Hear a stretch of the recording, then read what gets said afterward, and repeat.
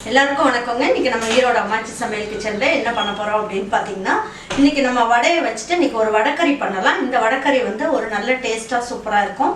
இது சப்பாத்திக்கு, தோசைக்கு இதுக்கெல்லாம் ஒரு பெஸ்ட் காம்பினேஷன். ரொம்ப நல்லா இருக்கும். இதை எப்படி செய்யலாம்னு பார்ப்போம் வாங்க. நம்மளோட சேனல்ல சப்ஸ்கிரைப் பண்ணாதவங்க சப்ஸ்கிரைப் பண்ணிக்கோங்க. சமையல் குறிப்புகள்லாம் உடனே உங்களுக்கு வேணும்னு நினைச்சீங்கன்னா பக்கத்துல இருக்க பெல் பட்டனை அழுத்தி வச்சுக்கோங்க. அப்படியே ஃபேஸ்புக், இன்ஸ்டாகிராம், ஷேர் சாட்டை ஃபாலோ பண்ண மறந்துடாதீங்க. தேவையான அளவுக்கு எண்ணெய் ஊற்றிக்கலாம். வடையை எடுத்து வச்சு நம்ம என்ன பண்ணலாம், உங்களுக்கு தேவையான சைஸுக்கு சின்ன சின்ன பீஸா பிச்சு வச்சுக்கலாம். பிச்சு வச்சுட்டு நம்ம வந்து வடக்கறி செஞ்சோம்னா நல்லாயிருக்கும். இதில் 3 பெரிய வெங்காயத்தை கட் பண்ணி வச்சுருக்கேன், நீளமாக அதை போட்டுக்கலாம். வடக்கறி அப்படின்னாலே உங்களுக்கு வந்து நிறைய வெங்காயம் வந்து நிறையா இருக்கணும். அது சின்ன வெங்காயம் வேண்டாம், பெரிய வெங்காயம் போடலாம், நல்ல டேஸ்ட்டு கொடுக்கும்.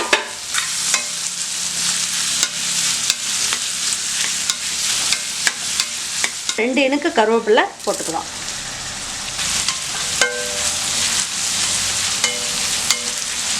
நம்ம பட்டை, கிராம்பு, ஏலக்காய் நுணுக்கி வச்சுருக்கோம் இல்லைங்களா, பவுடர் வச்சுருக்கோம்ல, அது வந்து ஒரு 1/4 ஸ்பூன் அளவுக்கு போட்டுக்கலாம். இதுலேயே கொஞ்சமாக மஞ்சள் தூள் ஒரு 1/4 ஸ்பூன் அளவுக்கு போட்டுக்கலாம். இஞ்சி பூண்டு பேஸ்ட்டு ஒரு 1/2 ஸ்பூன் அளவுக்கு போட்டுக்கலாம். இந்த வடக்கறிக்கு தேவையான அளவுக்கு உப்பு போட்டுக்கலாம். நம்ம வடையில் ஏற்கனவே உப்பு போட்டிருக்கோன்றதுனால பார்த்துக்கிட்டு போட்டுக்கணும்.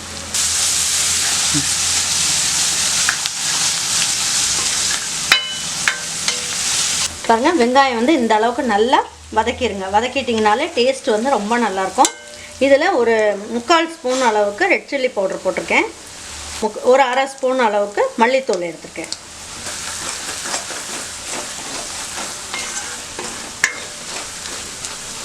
இதை நல்லா வந்து எண்ணெயிலே நல்லா வதக்கிட்டதுனால பச்சை வாசம் போயிடுச்சு. இதில் ஒரு மீடியம் சைஸ் தக்காளி 3 எடுத்து நல்லா மிக்சிலேயே அரைச்சி வச்சுருக்கேன். இது பச்சையாகவே அரைச்சி வச்சுருக்கேன். தண்ணி எதுவும் சேர்க்க வேண்டாம். தக்காளியில் இருக்க தண்ணியிலேயே நல்லா அரைச்சிடலாம்.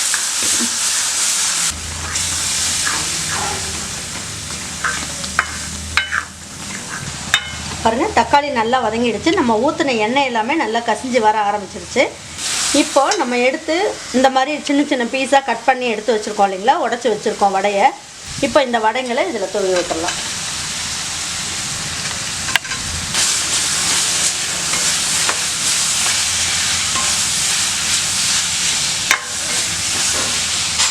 இப்போ நம்ம என்ன பண்ணலாம், ஒரு 1/2 கப் அளவுக்கு தண்ணி ஊற்றிக்கலாம்.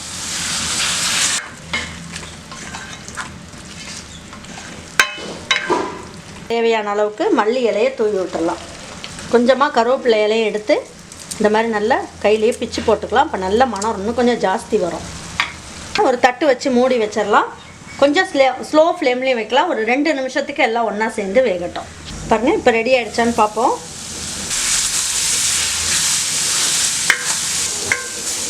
இப்போ இதை எடுத்து வச்சு பரிமாறிடலாம்.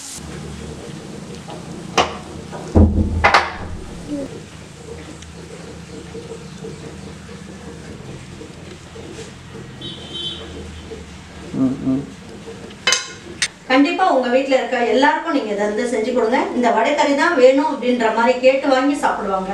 ரொம்ப நல்லா டேஸ்ட்டாக சூப்பராக இருக்கும். இதை செஞ்சு பார்த்துட்டு உங்களுக்கு உங்கள் வீட்டில் இருக்கவங்க எல்லாருக்கும் பிடிச்சிருந்தது அப்படின்னா லைக் பண்ணுங்கள், ஷேர் பண்ணுங்கள், சப்ஸ்கிரைப் பண்ணுங்கள், மறந்துடாமல் கமெண்ட்ஸ் பண்ணுங்கள். தேங்க்யூ ஃபார் வாட்சிங் ஈரோட அம்மாச்சி சமையல். தேங்க்யூ.